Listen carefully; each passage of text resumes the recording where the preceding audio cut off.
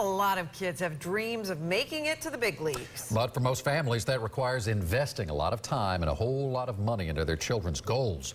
News Channel 8's Josh Benson joining us now to talk a little bit more about it, because the cost of sports, even young folks, I mean, it's going up. Absolutely it is. Remember when we were kids and we played sports, we'd go from town to town to play the teams. Well, now families are traveling from city to city, state to state, and you can bet that all adds up.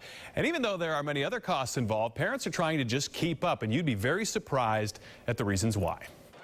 When it comes to dollars and cents, youth sports is a big hit. Would you believe the $17 billion industry rivals the size of the glitzy $15 billion National Football League? Because you know parents are going to pay the money to get their kids better. Jim Delaney should know. He recently left his position as a recruiter for high school athletes, turned off by where he saw this industry heading. It's become more about the entertainment for the adults rather than the development of the kids. Delaney says many parents feel the need to keep up, thinking there's only one path to college scholarships or professional sports for their kids, and that requires money and some absurd decisions. I've seen 90-minute batting lessons for a 9-year-old kid. You wouldn't do that with a major leaguer. That expectation, along with the rising costs of youth sports in general, is extinguishing those dreams for some young athletes. What a save by Hope Solo. Soccer star Hope Solo warned families about this very trend.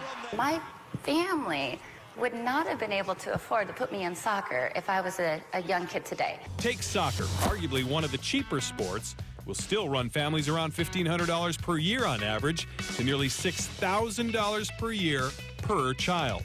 Costs to keep your child competitive are surging for equipment, league fees, camps, training, and let's not forget the endless travel to places like the baseball field, the tennis court, the basketball court, the football field, or the hockey rink.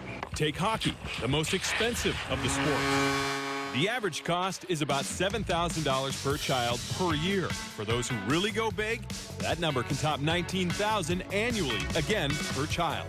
That's it, knees bent. Good job. Adam Hall can tell you all about the costs, financially, emotionally, and physically. Throws it into a crowd in front. Hall shoots.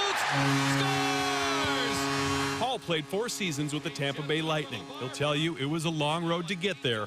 Literally. I remember at the age of 11, I made a team. It was 2 hours in the car one way just to get to practices. Hall sees a lot of himself in his son, who's very early in his hockey career and equally excited. My goal is, if I make it fun for him, he wants to come back the following week, I did my job. After retiring last year, Hall now helps athletes manage their money as a financial advisor, and of course, he coaches. That's it, pop up fast, keep going, pop up. Crafting the next round of professional hockey players, or not. I don't want him to ever feel like that that was expected of him, or that I would rather have him pave his own path in life, whether it's hockey or anything else. It's a mentality that's sadly lost on many competitive parents today. If they're using the words I or we when talking about their kids' games, look yourself in the mirror. They should be focused on how much fun they had, what kind of pizza they want after the game. Pizza after the game was the best part, but both men say you don't need to spend the big dollars to find competition and make your child a better athlete. And they say ask around, do your research, and you will uncover countless programs like the Lightning's Learn to Play program.